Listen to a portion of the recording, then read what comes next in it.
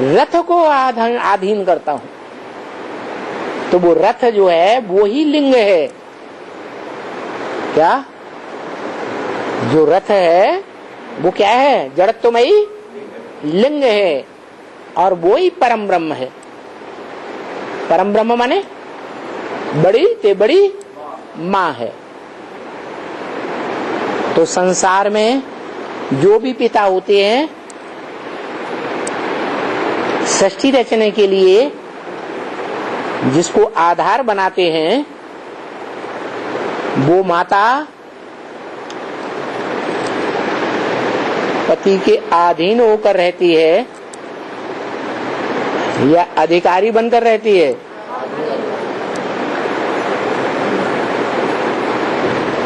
जो चित्त शक्ति है, बौद्धिक शक्ति है, वो अधीन रहकर रहेगी या जो जड़त्वमयी शक्ति है वो अधीन बन के रहेगी?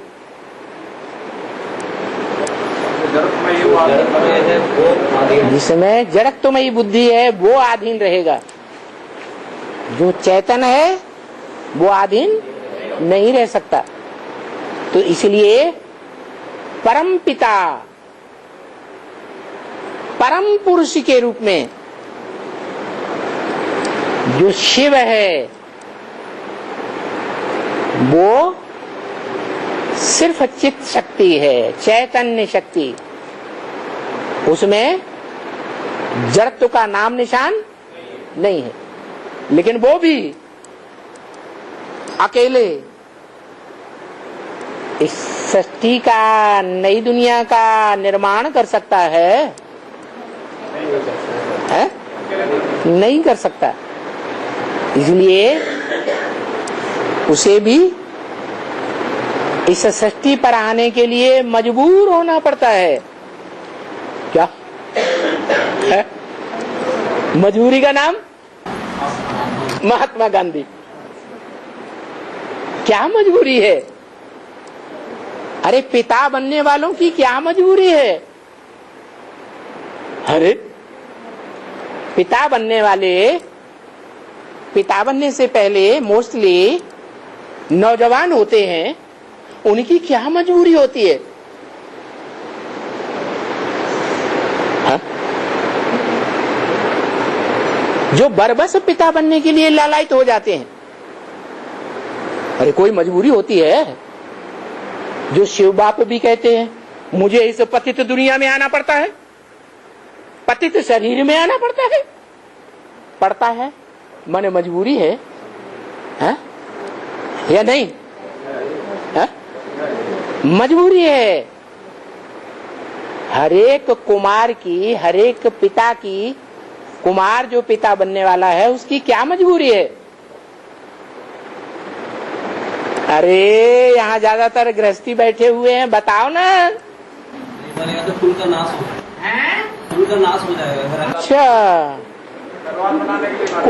कुल बनाने के लिए मजबूरी है। कुल का ठेका लिया हुआ है क्या? कुल के ठेकेदार हैं। अरे कोई तो बताओ। है? कोई नहीं बताता है?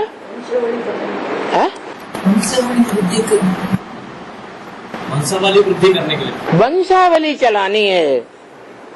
अच्छा, वंश वृद्धि करनी थी आपको जब नौजवान थे, इसलिए शादी की थी।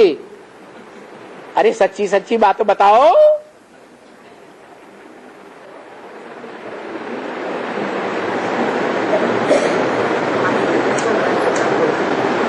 दुनिया का एक बड़ा विद्वान,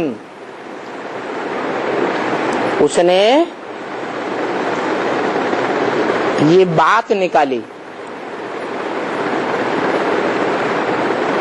कि मैंने समाज में जो सच्चाई देखी वो ये देखी कि एक कुमार के संकल्प एक पलड़े में रखे जाएं और जो अधर कुमार हैं, शादीशुदा हैं, उनके दुनिया भर के संकल्प दूसरे पलड़े में रखा जाए तो कौन सा पलड़ा भारी हो जाएगा?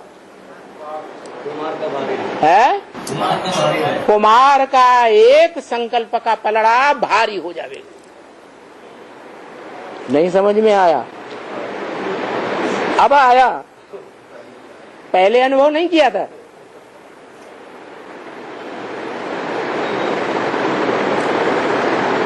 जो अकूट शक्ति का भंडार है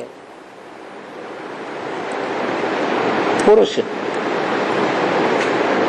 जैसे शिव बाप बड़े से बड़ा बाप है, परम पिता है, उसका कोई पिता नहीं है, वो अकूट शक्ति का भंडार है, बेहद की शक्ति है।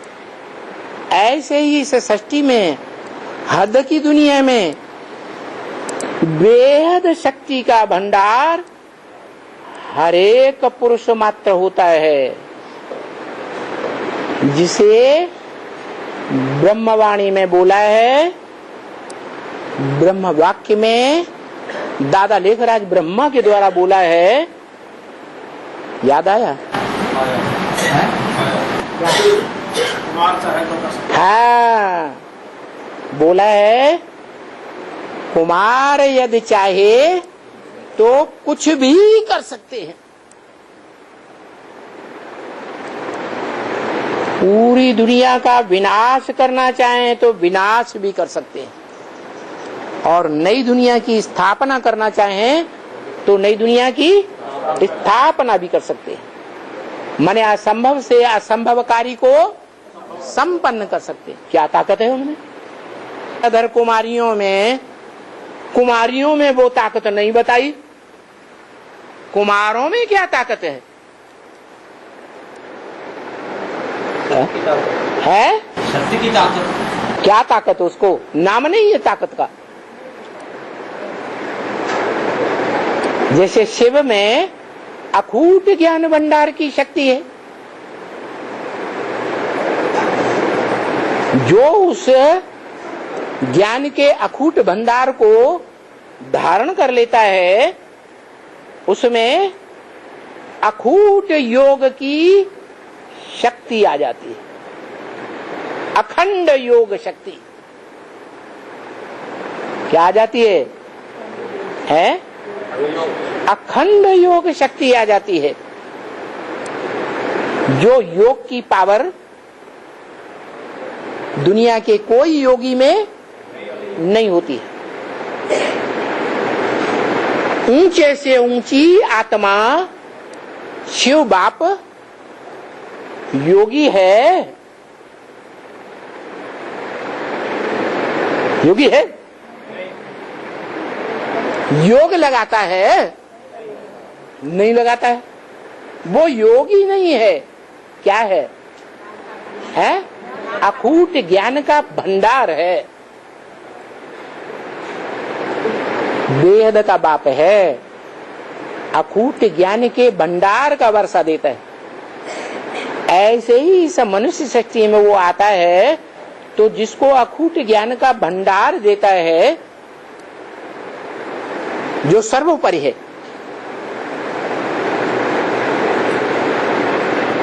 गीता में भी लिखा है, नहीं ज्ञान सदृशम पवित्रम विहि विद्यते। इस संसार में ज्ञान के समान पवित्र कोई चीज नहीं है। और शिव बाप ने भी बोला, दुनिया के सारे काम पवित्रता की शक्ति से होते हैं। तो शिव बाप है ज्ञान का भंडार, और जो ज्ञान के आधार पर तरीका बताता है, राजयोग की पढ़ाई पढ़ाता है, वो कौन है? राजयोगी होगा या नहीं होगा? अरे खुद योगी होगा तभी पढ़ाएगा, या नहीं होगा तो भी पढ़ाएगा। बाप खुद जमींदार होगा तो जमीन देगा, धनवान होगा तो धन देगा। जो शक्ति जीवन भर अर्जित की होगी वो ही शक्ति बच्चे को देगा। तो इस सृष्टि में, मनुष्य की सृष्टि में कोई एक ही आत्मा है जिसे गीता में परमात्मा इति उदाहृतः कहा गया है। इसलिए परमात्मा शब्द परम पिता के बाद लगाया जाता है। ऐसे कोई नहीं कहता परमात्मा परम पिता, कहते हैं? ऐसे कोई नहीं कहता शंकर शिव, कहते हैं? नहीं, बड़े का नाम पहले, छोटे का नाम बाद में। तो वो परमात्मा का मतलब ये है भोगी आत्माओं के बीच में परम पार्टधारी, योग बल के आधार पर बाप समाना भोक्ता बनता है। तो जो अभोक्ता बनता है वो शिवलिंग में कौन सा रूप दिखाया है? शिवलिंग में कौन सा रूप है जो भोगी है?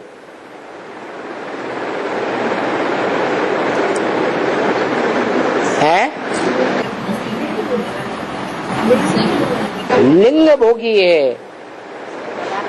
और उसमें जो बिंदु है वो मनुष्य सृष्टि के बाप की आत्मा है जो योग बल के आधार पर बाप समान बन जाती है।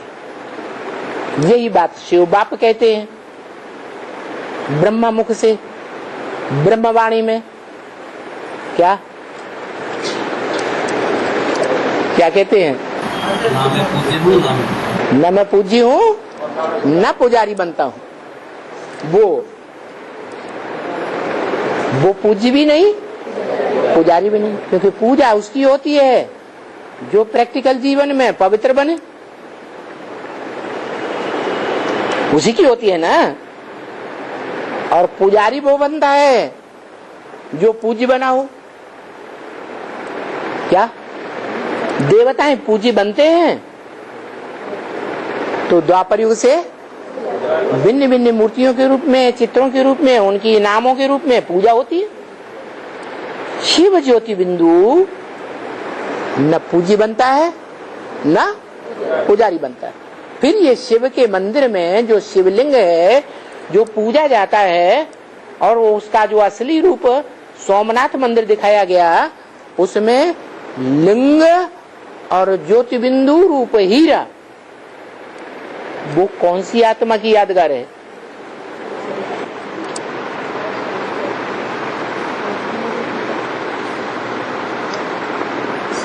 हैं? हाँ जी, वो हीरो पार्टधारी की आत्मा की यादगार है जो 100% आत्मिक स्थिति में टिक जाती है। इच्छा मात्रम अविद्या। क्या? कोई इंद्रियों का भोग भोगने की इच्छा नहीं।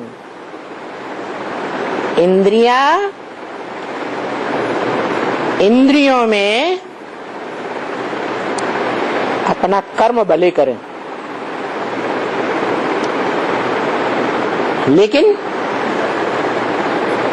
वो इंद्रियों का धारण करने वाली शरीरधारी आत्मा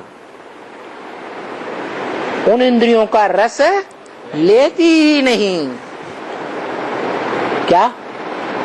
इंद्रियों के रस भोगने से अतीत चली जाती है। तो इंद्रियों का रस भोगने से जो अतीत चला जाएगा, पार चला जाएगा, वो कौन सा सुख भोगेगा? अतीन्द्रिय सुख भोगेगा। फिर नंबर 12 है 16,108 गोप गोपियां, जिनके लिए शास्त्रों में गायन है अतीन्द्रिय सुख पूछना हो तो गोप गोपियों से पूछो। दुनिया इस रहस्य को नहीं जानेगी क्या कि ये कैसे हो सकता है? कैसे हो सकता है? संग के रंग से हो सकता है या संग का रंग प्रैक्टिकल जीवन में शरीर से लिए बगैर हो सकता है? संग के रंग से ही हो सकता है। ऐसी शरीरधारी आत्मा का संग का रंग लिया जाए जो कर्म इंद्रियों में देखने में तो आता है कि रमण करता है, कर्म इंद्रियों से कर्म करता है, अकर्ता नहीं है। क्या करता है, लेकिन जैसे करते हुए भी नहीं करता है, देखते हुए नहीं देखता, सुनते हुए नहीं सुनता। सारी दुनिया ग्लानि करे, एक तरफ हो जाए, और वो सारी दुनिया की ग्लानि को सुनेगा, एक कान से सुनेगा, दूसरे कान से निकाल देगा। व्यर्थ की चीज है, फालतू। असलियत क्या है, वो उस एक के सिवाय कोई नहीं जानता। जानता है तो ग्लानि कभी करेगा ही नहीं। जो जानता जाएगा वो उस 16,000 के राज परिवार की लिस्ट में आता जाएगा। जो सतयुग त्रेता में राजा रानी बनते हैं, कई जन्मों में बने या कोई जन्म में बने, बनते जरूर है। राजा रानी नहीं बनेंगे तो उनके परिवार के भाई बंधु बनेंगे। जो राजा होता है उसके भाई बंधु होंगे परिवार के, तो वो प्रजा के ऊपर कंट्रोल करते हैं कि नहीं? है? करते हैं। ऐसे नहीं करते हैं। जैसे गाया हुआ है, राज्य कंस के बाप के हाथ में था, बाप राजा था, लेकिन सारा कार्यभार प्रैक्टिकल में कौन संभालता था? नहीं, कंस का बाप संभालता था या कंस संभालता था? है? अरे कंस संभालता था, दुराचारी। ऐसे ही दिखाया हस्तिनापुर का राजा धृतराष्ट्र राजा था, राज्य की प्रजा ने उसे राजा नहीं बनाया था। है? वो चालाकी से राज्य धर बैठा था, इसलिए धृतराष्ट्र नाम हुआ। जैसे आज की दुनिया में बड़े बड़े पूंजीपति भारतवर्ष में हैं, जो भारत की राजनीतिक पार्टियों को बहुत धन दान देते हैं।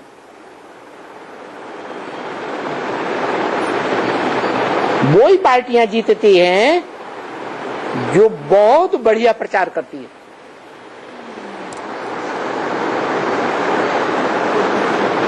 तो जिनसे धन मिला वो पार्टियों से बनने वाले मिनिस्टर, कार्यकारिणी में कार्य करने वाले बड़े बड़े अधिकारी उस धनदाता का लोहा मानेंगे या नहीं मानेंगे?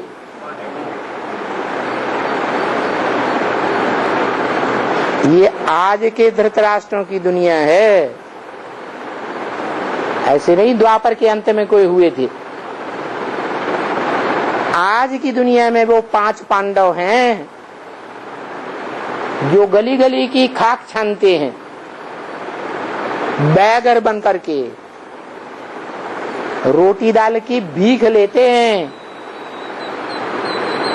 और पहले पहले भीख मांगता है उनका बाप पांडु रूपी पंडा। इस पंडे का काम होता है असली रास्ता बताना। तीर्थ था माने स्थान, तीर माने किनारा, ऐसे स्थान का रास्ता बताता है जो मनुष्य जीवन का आखिरी लक्ष्य ठिकाने पर पहुंचा देता है, एक किनारे पहुंचा देता है। संसार सागर में डुबाता नहीं है वो पंडा, नरक की दुनिया से, नरक का जो इस पार है, तीर है, किनारा है, उस वैतरणी नदी, विषय वैतरणी नदी के उस पार ले जाता है, स्वर्ग में ले जाता है।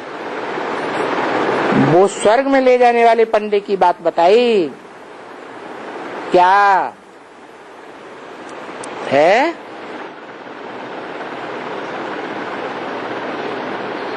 कि गीता में लगा हुआ है, ब्रह्मा द्वारा स्थापना कर रहे हैं स्वर्ग की। 67 की बात है, किसके द्वारा स्थापना कर रहे हैं? प्रजापिता ब्रह्मा था मौजूद उस समय, फिर कैसे कर रहे हैं? उसी के लिए होते हैं। हाँ, बोला स्वर्ग की स्थापना कर रहे हैं तो पहले जरूर राजयोग पढ़ाएंगे। क्या राजयोग पढ़ाएंगे या बिना पढ़ाई पढ़ाए? राजयोग की पढ़ाई पढ़ाए बगैर कोई राजा बन सकता है? इंजीनियरिंग की पढ़ाई पढ़ने वाले इंजीनियर बनते हैं, डॉक्टरी की पढ़ाई पढ़ने वाले डॉक्टर बनते हैं, वकालत की पढ़ाई पढ़ने वाले वकील और जज बनते हैं। तो राजयोग की पढ़ाई पढ़ने वाले राजा बनते हैं। जो राजा बनने की पढ़ाई सिवाय भगवान के कोई दुनिया में पढ़ाता ही नहीं। दुनिया में मनुष्य मात्र ग्रेट धर्म पिता थोड़े भले हो, ग्रेट फादर भले कहा जाए, सारी मनुष्य सृष्टि का आधा हिस्सा मनुष्य उसको अपना बाप मानते हो। कौन सा धर्म पिता है? क्राइस्ट। लेकिन वो भी राजयोग की पढ़ाई नहीं पढ़ाता है, आधीन बनाने की पढ़ाई पढ़ाता है या स्वाधीन बनने की पढ़ाई पढ़ाता है। सभी धर्म पिताएं ब्रह्मा से लेकर के और इब्राहिम, बुद्ध, क्राइस्ट से लेकर के उनके सहयोगी धर्म पिताओं तक भी और उनके सारे फॉलोअर्स, बड़े बड़े विद्वान पंडिताचार्य क्यों न हो, बड़े बड़े उनमें राजाएं क्यों न हुए हों, महत्वाकांक्षी, वो सब क्या बनाते हैं? आधीन बनाते हैं, दास दासी बनाते हैं, नौकर चाकर बनाते हैं। आज भारतवासी क्या समझते हैं? ऊंची ऊंची नौकर बनना अच्छा है या राजा बनेंगे हम? भगवान राजा ही देने आया है। बड़े बड़े परंतड़े, फर्स्ट क्लास मार्क्स लाने वाले विदेश में जाके सेवा करना पसंद करते हैं या भारत की सेवा करना पसंद करते हैं? भारत की? विदेश में जाना पसंद करते हैं। तो देखो, इसलिए बाबा ने कहा कि मैं जो सेना लेता हूं वो नकलची बंदरों की लेता हूं। बंदर बहुत बढ़िया नकल करता है। इस विकारों की दुनिया में जितना बंदर की जाति नकल अच्छी कर लेती है मनुष्यों की, भिखारी मनुष्यों की, उतना कोई प्राणी अच्छी नकल नहीं कर पाता। काम विकार में, क्रोध विकार में, लोभ में, मोह में, अहंकार में, किसी भी तरीके से देखो, अहंकारी ऐसा, हाथी भी जा रहा होगा तो भी उसको घुड़क मारेगा आगे बढ़कर के।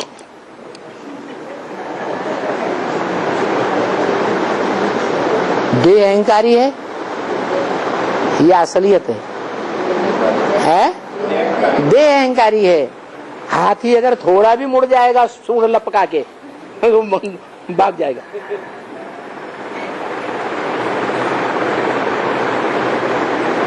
मोही इतना कि बंदरिया हो या बंदर हो, दोनों में से कोई बचेगा। बच्चा मर जाएगा तो महीने, 2 महीने, 4 महीने उसे खाकर सड़ी हुई को पेट में दबा के रखेगा।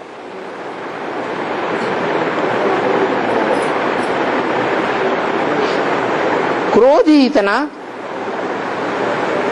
कि जब क्रोध आएगा तो अपने परिवार के प्राणियों को ही अच्छी तरह से हिंसा करेगा। लोभ ही इतना कि छोटे मुंह की मटकी मिट्टी की, उसमें चना डाल दो भुना हुआ, बंदर आके उसमें हाथ डालेगा, मुट्ठी बांध लेगा, उसकी मोहड़ा छोटा है, वो लिए लिए फिरेगा, मुट्ठी नहीं छोड़ेगा। इतना लोभी और कामी इतना कि मकान की टुंगस पर चढ़ जाएगा बंदरी को लेकर, पेड़ की टुंगस पर चढ़ा जाएगा, वहां जाकर के विकार भोगेगा। उसको कोई शर्म लिहाज नहीं हो सकती। तो ऐसे ह्यूमन बंदरों की सेना भगवान लेता है और बंदरों को किसके लायक बनाता है? मंदिर में मूर्तियां जिनकी बनाई जाएं इसे लायक बनाता है, देवता। तो बोला राजा बनाने से पहले बेहद विश्व की बादशाही सौंपने से पहले राजयोग जरूर पढ़ाएंगे।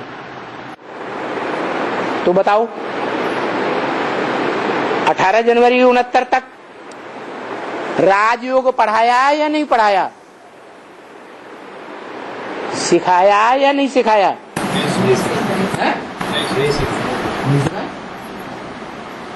नहीं सिखाया।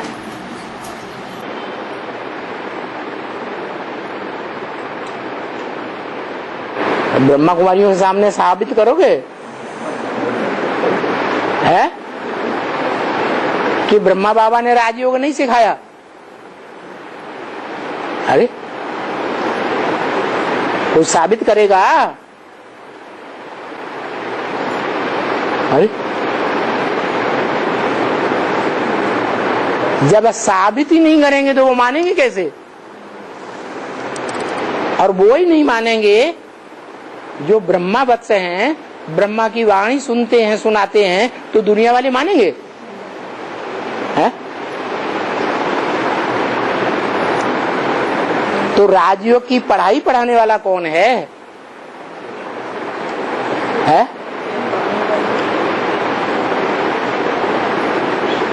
त्रिमूर्ति शिव कहा जाता है। ब्रह्मा की मूर्ति जो बना के रखी है वो मूर्ति विष्णु का कार्य तो बाद का है, राजधानी स्थापन होने के बाद। पीछे में शंकर का पार्ट आता है। ब्रह्मा के बाद शंकर की मूर्ति का पार्ट। त्रिमूर्ति के रूप में आज भी यादगार में 3 शेर दिखाए जा रहे हैं। अशोक की लाट में हो, नोटों में चित्र छपे हो 3 शेर के। त्रिमूर्ति हाउस, त्रिमूर्ति रोड यादगार बने हुए हैं। तो वो दूसरी मूर्ति जो योगी के रूप में चित्रों में ज्यादा दिखाई जाती है, वही मूर्ति है जो राजयोग सिखाने वाली है। इसलिए कहते हैं, ब्रह्म महावाक्य में कहते हैं, राजयोग सिवाय एक शिव बाबा के दुनिया में कोई भी सिखा ही नहीं सकता।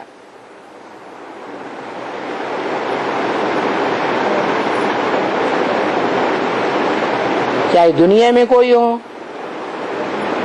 चाहे ब्रह्माओं की दुनिया में कोई निकले, विष्णु पार्टी नाम धारण करने वाले, कोई भी राजयोग नहीं सिखा सकते।